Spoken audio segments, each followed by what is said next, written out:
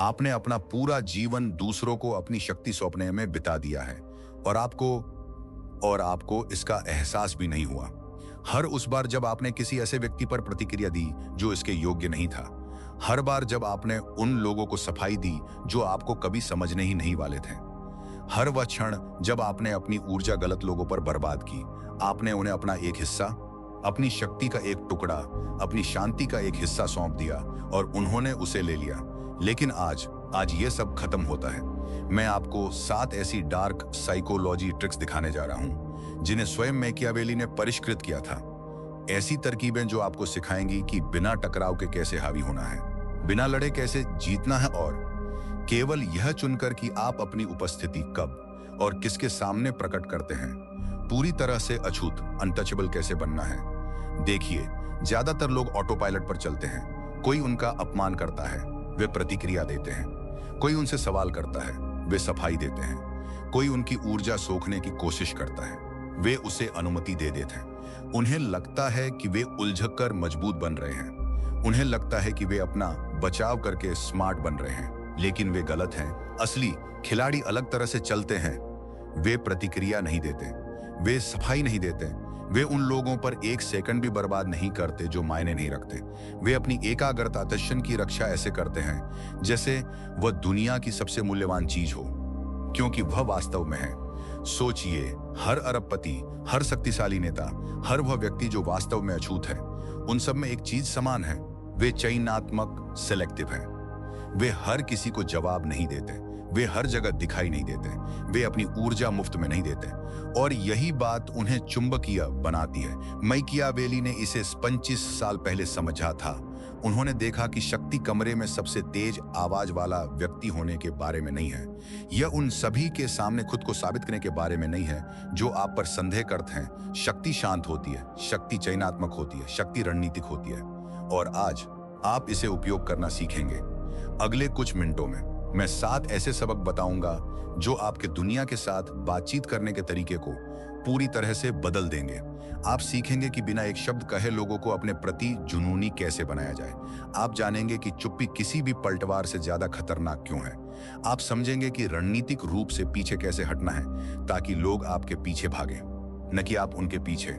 यह निर्दयी होने के बारे में नहीं है, यह क्रूर होने के बारे में नहीं है, यह अपने जीवन पर नियंत्रण वापस लेने के बारे में है। यह प्रतिक्रिया के बजाय शक्ति के स्थान से काम करने के बारे में है। यह उस तरह का व्यक्ति बनने के बारे में है जिसे दूसरे लोग ना तो हेरफेर कर सकें, न नियंत्रित कर सकें और न ही नजरअंदाज कर सकें। अब मैं चाहता हूं कि आप कमेंट्स में यह प्रतिज्ञा एफर्मेशन लिखें, मैं अपनी शक्ति को नियंत्रित करता हूं। आइए शुरू करते हैं। नंबर 1, अपनी एकाग्रता की रक्षा सोने की तरह करें। Guard your attention like gold. शक्ति के सबसे मौलिक नियम से शुरू करते हैं। आपकी एकाग्रता अटेंशन एक मुद्रा करेंसी है और पैसे की तरह ही जिस क्षण आप इसे लापरवाही से इधर उधर फेंकना शुरू करते हैं, आप दिवालिया हो जाते हैं। यहां वह बात है जो आपको कोई नहीं बताता। हर एक बार जब आप किसी को अपनी एकाग्रता देते हैं तो आप एक निवेश कर रहे होते हैं। आप अपनी मानसिक ऊर्जा, अपनी भावनात्मक क्षमता, अपना समय, सब कुछ उस व्यक्ति या स्थिति पर खर्च कर रहे होते हैं। और किसी भी निवेश की तरह आपको खुद से पूछना चाहिए, मुझे बदले में क्या मिल रहा है? ज्यादातर लोग यह सवाल कभी नहीं पूछते। वे अपनी एकाग्रता हर उस व्यक्ति को दे देते हैं जो इसकी मांग करता है। कोई नफरत करने वाला कमेंट करता है, वे जवाब देते हैं। कोई जहरीला व्यक्ति नाटक ड्रामा शुरू करता है, वे उसमें उलझ जाते हैं। कोई उनका अपमान करता है, वे अगले 3 घंटे एक बेहतरीन पलटवार तैयार करने में बिता देते हैं और उन्हें बदले में क्या मिलता है? कुछ नहीं। तनाव, निराशा और बर्बाद समय के अलावा बिल्कुल कुछ नहीं। मैकियावेली उस चीज को समझते थे जिसे ज्यादातर लोग आज भी नहीं समझ पाते। जो व्यक्ति यह नियंत्रित करता है कि उसकी एकाग्रता कहां जाती है, वह अपने पूरे जीवन को नियंत्रित करता है। क्योंकि एकाग्रता केवल फोकस के बारे में नहीं है, यह शक्ति के बारे में है। जब आप किसी को अपनी एकाग्रता देते हैं तो आप उन्हें अपनी भावनाओं, अपने विचारों, अपनी ऊर्जा पर शक्ति दे रहे होते हैं। उन लोगों के बारे में सोचें जो आपको लगातार थका देते हैं। वे जिनके पास हमेशा एक समस्या होती है, वे जिन्हें हमेशा कुछ चाहिए होता है, वे जो आपके हर काम की आलोचना करना पसंद करते हैं। अब खुद से पूछें, उस सारी एकाग्रता के बदले में उन्होंने आपको कभी क्या दिया है? क्या उन्होंने आपके जीवन को बेहतर बनाया है? क्या उन्होंने आपको बढ़ने में मदद की है? क्या उन्होंने कोई वास्तविक मूल्य जोड़ा है? जवाब शायद नहीं है। असली खिलाड़ी क्या करते हैं? वे एक फिल्टर बनाते हैं। हर किसी को उन तक पहुंच नहीं मिलती, हर किसी को जवाब नहीं मिलता, हर किसी को उनका समय नहीं मिलता।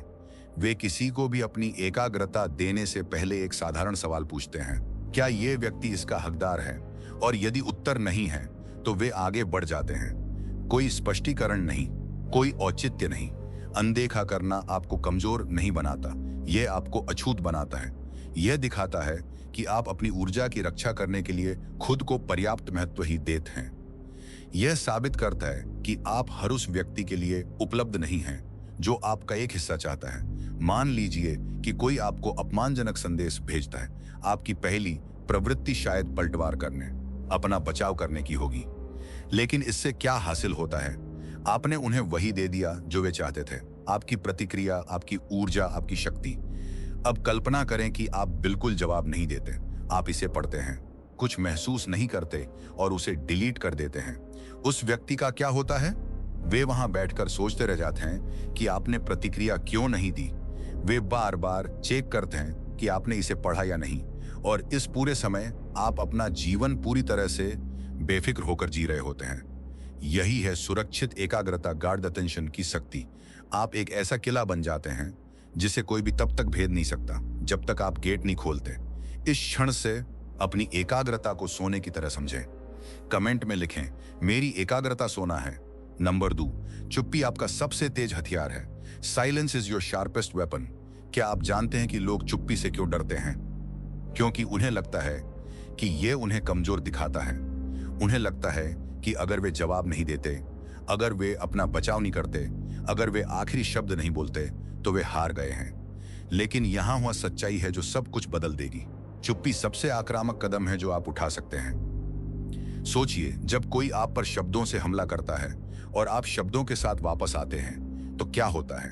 आप उनके खेल में शामिल हो गए हैं, आप उनके नियमों से खेल रहे हैं। आपने उन्हें वही दिया जो वे चाहते थे, एक प्रतिक्रिया, और अब आप दोनों एक अंतहीन बहस में फंस गए हैं। लेकिन जब आप चुप्पी के साथ जवाब देते हैं तो सब कुछ बदल जाता है। खेल रुक जाता है, शक्ति का संतुलन बदल जाता है, और अचानक वे वही लोग होते हैं जो वहां खड़े मूर्ख लग रहे होते हैं, एक दीवार से बात कर रहे होते हैं। मैकियावेली जानते थे कि सत्ता में आने वाले वे लोग थे जो जानते थे कि कब बोलना है और कब चुप रहना है।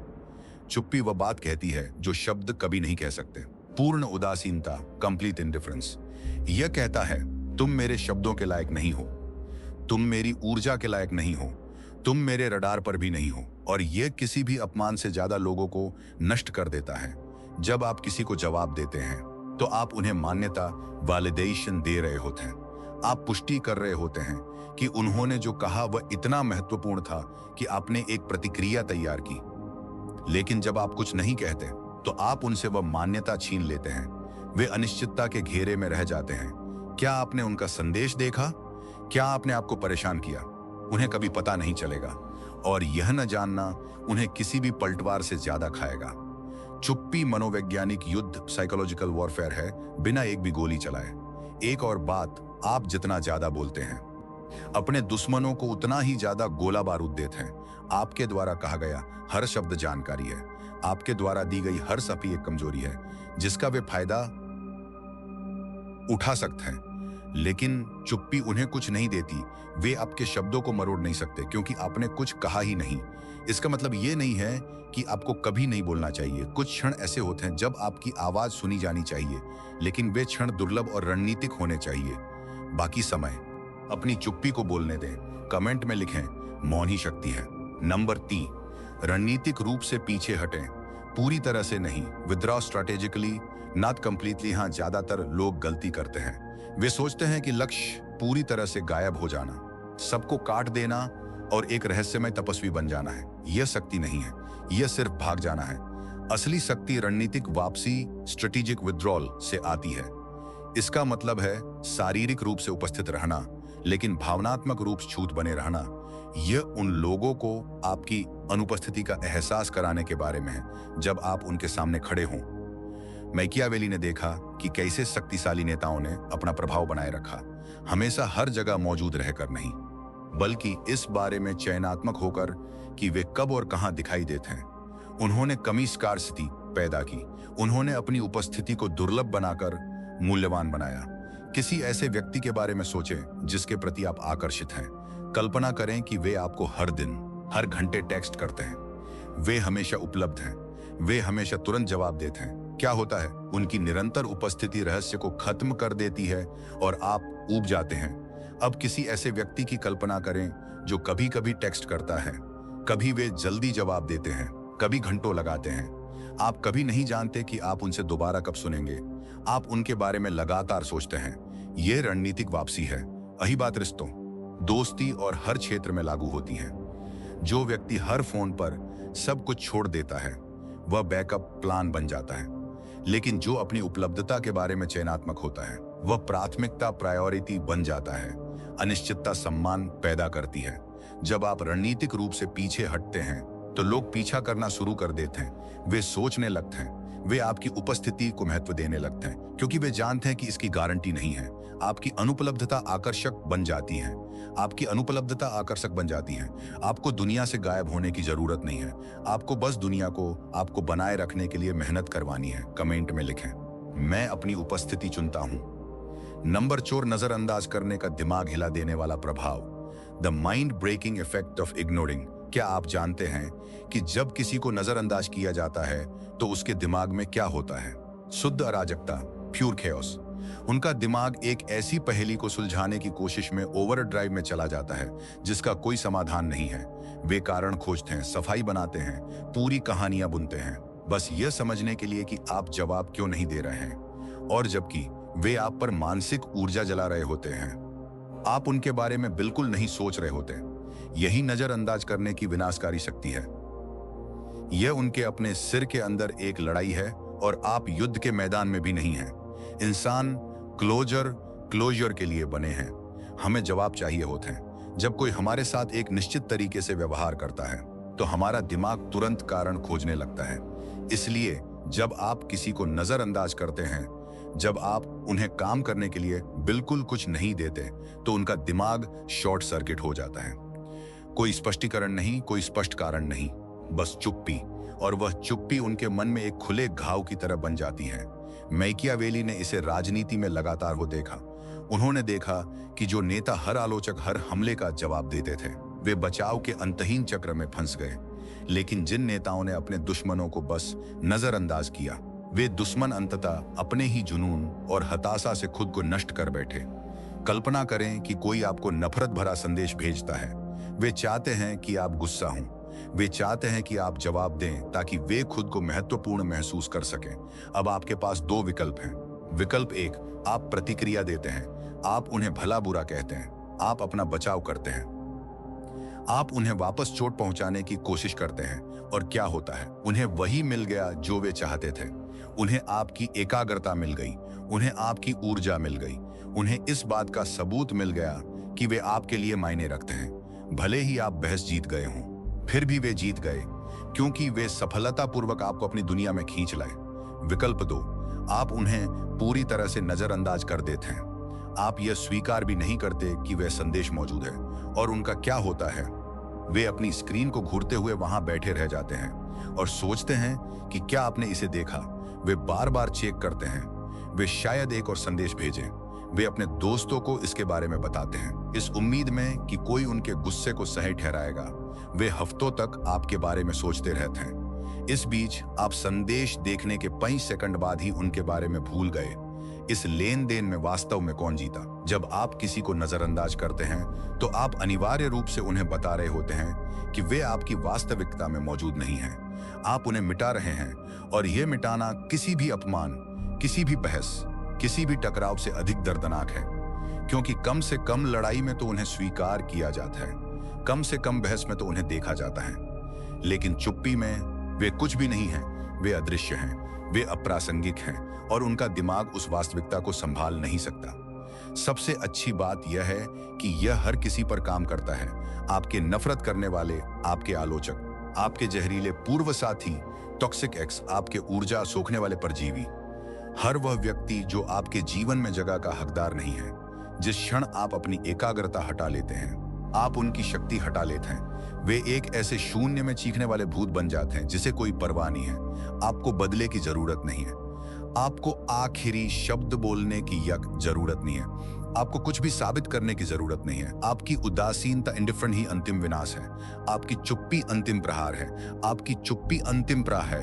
आपको उन्हें जुनूनी होने दें, उन्हें सोचने दें, उन्हें आपको समझने की कोशिश में खुद को तोड़ने दें, जबकि आप आगे बढ़ते रहते हैं जैसे कि वे कभी अस्तित्व में थे ही नहीं। अब मैं चाहता हूं कि आप कमेंट में है प्रत्व में थे ही नहीं। मैं अयोग्य लोगों को मिटाता हूं। नंबर 5, अयोग्य को पूरी तरह से मिटा दें। Erase the unworthy completely. अब हमें थोड़ा विशिष्ट होने की जरूरत है, क्योंकि हर कोई एक ही तरह से नजरअंदाज किए जाने के योग्य नहीं होता। 3 प्रकार के लोग हैं जिन्हें आपको अपने जीवन से पूरी तरह मिटाने की जरूरत है। पहला, आपके शत्रु। एनीज में उन लोगों की बात नहीं कर रहा हूं जो आपसे केवल असहमत हैं। मैं उन लोगों की बात कर रहा हूं जो सक्रिय रूप से आपके खिलाफ साजिश रच रहे हैं, आपके बारे में झूठ फैला रहे हैं, जो आपके चेहरे पर मुस्कुराते हैं और पीठ में छुरा घोंपते हैं। ज्यादातर लोग इन लोगों को बेनकाब करने की गलती करते हैं। वे न्याय चाहते हैं, लेकिन मैकियावेली आपसे कहेंगे अपने दुश्मनों के साथ उलझना उन्हें मान्यता देता है। इसके बजाय उन्हें मिटा दें, उन्हें बेनकाब ना करें, उनसे लड़े नहीं, अपनी जीत जारी रखें, अपनी सफलता को उनका टॉर्चर बनने दें।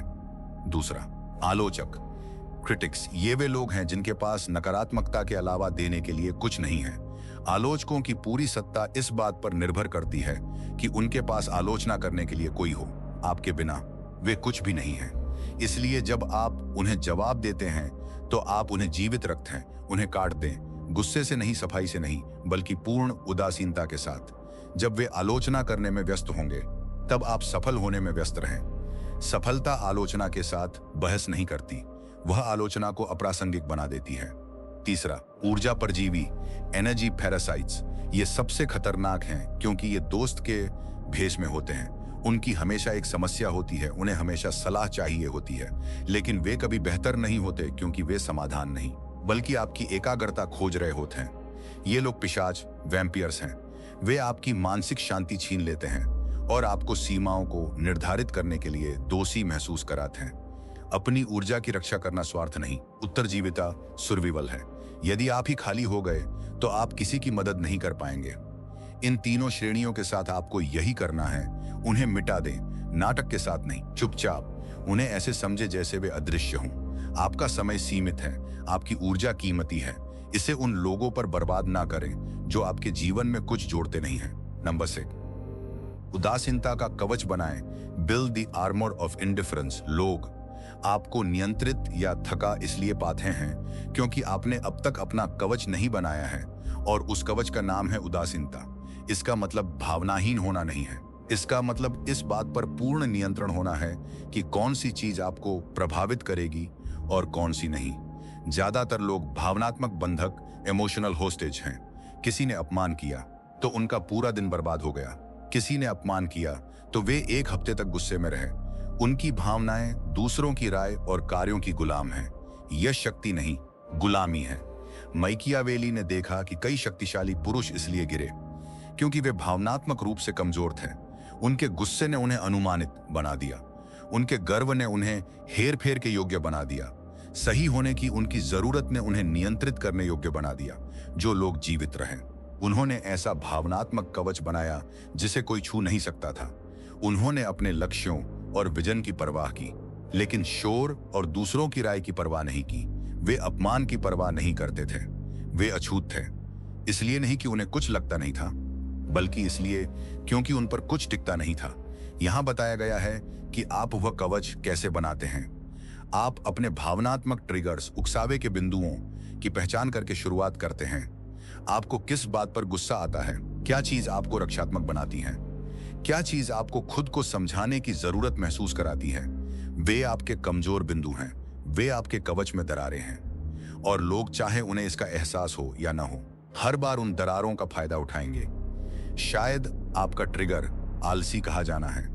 इसलिए हर बार जब कोई आपके पर्याप्त मेहनत न करने का संकेत भी देता है, तो आप रक्षात्मक मोड में चले जाते हैं और अपने द्वारा किए गए हर काम को समझाने लगते हैं। आपने अभी अभी उन्हें अपने ऊपर शक्ति दे दी। शायद आपका ट्रिगर गलत समझा जाना है, इसलिए आप घंटों लोगों को अपनी मंशा समझाने में बिता देते हैं। आपने अभी उन्हें अपने समय और ऊर्जा पर नियंत्रण दे दिया। शायद आपका ट्रिगर अपमानित महसूस करना है, इसलिए हर बार जब कोई आपके साथ वैसा व्यवहार नहीं करता जैसा आप सोचते हैं कि आप हकदार हैं, तो आप भड़क जाते हैं। आप अभी अनुमान लगाने योग्य और हेरफेर करने में आसान बन गए। अब यहाँ बताया गया है कि आप उन ट्रिगर्स के साथ क्या करते हैं। आप उन्हें उन स्थितियों से बचकर खत्म नहीं करते जो आपको ट्रिगर करती हैं, बल्कि उन स्थितियों के प्रति इतने उदासीन होकर खत्म करते हैं कि वे ट्रिगर होना ही बंद हो जाएं। कोई आपको आलसी कहता है, आप अपनी कार्य नीति जानते हैं, उनकी राय अप्रासंगिक है, किसी प्रतिक्रिया की आवश्यकता नहीं है। कोई आपको गलत समझता है, लोग हमेशा अपनी कहानी खुद बनाएंगे, उन्हें बनाने दें। कोई आपका अपमान करता है, उनका अपमान उनके बारे में सब कुछ कहता है और आपके बारे में कुछ भी नहीं। आगे बढ़े, यह कवच है, यही वह चीज है जो आपको अछूत बनाती है। जब कोई भी बाहरी चीज आपकी आंतरिक स्थिति को नियंत्रित नहीं कर सकती, तो आपके साथ हेरफेर करना असंभव हो जाता है। आपको तोड़ना असंभव हो जाता है, आपको नियंत्रित करना असंभव हो जाता है। लोग कोशिश करेंगे, वे आपका परीक्षण करेंगे, वे पुरानी प्रतिक्रियाओं की उम्मीद में आपके पुराने बटन दबाएंगे, और जब उन्हें कुछ नहीं मिलेगा, जब वे देखेंगे कि उनकी रणनीतियां अब काम नहीं करती हैं, तो वे या तो आपका सम्मान करेंगे या आपको अकेला छोड़ देंगे। दोनों ही तरह से आपकी जीत है। उदासीनता के कवच का मतलब यह नहीं है कि आप महसूस नहीं करते। इसका मतलब है कि आप चुनते हैं कि आप क्या महसूस करते हैं और कब महसूस करते हैं। इसका मतलब है कि आपकी भावनाएं आप पर शासन करने के बजाय आपकी सेवा करती हैं। इसका मतलब है कि आप अपने जीवन की ड्राइविंग सीट पर हैं। उस कवच को बनाएं, इसे हर दिन मजबूत करें और देखें कि दुनिया आपके सामने कितनी शक्तिहीन हो जाती है। मैं चाहता हूं कि आप टिप्पणियों में यह प्रतिज्ञा लिखें, कुछ भी मुझे नियंत्रित नहीं करता। नंबर 7, गणना की गई निष्क्रियता के माध्यम से ऊपर उठें। अधिकांश लोग सोचते हैं कि शक्ति इस बारे में है कि आप क्या करते हैं, आप कितनी मेहनत करते हैं, आप कितना लड़ते हैं, आप कितनी बार खुद को साबित करते हैं। वे सोचते हैं कि आपको लगातार चलते रहना चाहिए, लगातार हासिल करना चाहिए, दुनिया को अपनी काबिलियत दिखानी चाहिए। लेकिन मैकियावेली ने कुछ ऐसा समझा जो शक्तिशाली को शक्तिहीन से अलग करता है। कभी कभी सबसे शक्तिशाली कदम कोई कदम न उठाना ही होता है। गणना की गई निष्क्रियता बिल्कुल कुछ ना करके जीतने की कला है। यह समझने के बिल्कुल कुछ ना करके जीतने की कला है। यह समझने के बारे में है कि कुछ लड़ाइयां लड़ने से नहीं, बल्कि उपस्थिति मदद के बिना ही खुद को नष्ट कर लेते हैं। यह धैर्य में महारत हासिल करने के बारे में है, ताकि स्थितियों को खुद सुलझने दिया जाए, जबकि आप अपनी ऊर्जा उन चीजों के लिए बचाते हैं जो वास्तव में मायने रखती हैं। मैं आपको एक उदाहरण देता हूं। कोई आपके बारे में अफवाहें फैला रहा है, पुराने आप घबरा जाते हैं, आप अपना बचाव करते हैं, आप कहानी को नियंत्रित करने की कोशिश करते हैं, आप रिकॉर्ड को सही करने की कोशिश में हर किसी तक पहुंचते हैं। आप एक ऐसी लड़ाई लड़कर खुद को थका देते जो आपकी भागीदारी के लायक भी नहीं है। नहीं, आप कुछ नहीं करते। आप अफवाहों को अपना काम करने देते हैं। आप ईमानदारी के साथ अपना जीवन जीते रहते हैं। आप परिणाम देते रहते हैं। आप अपनी सफलता का निर्माण करते रहते हैं। और क्या होता है, सच बिना एक शब्द बोले खुद प्रकट हो जाता है। जो लोग मायने रखते हैं वे पहले से ही आपके चरित्र को जानते हैं।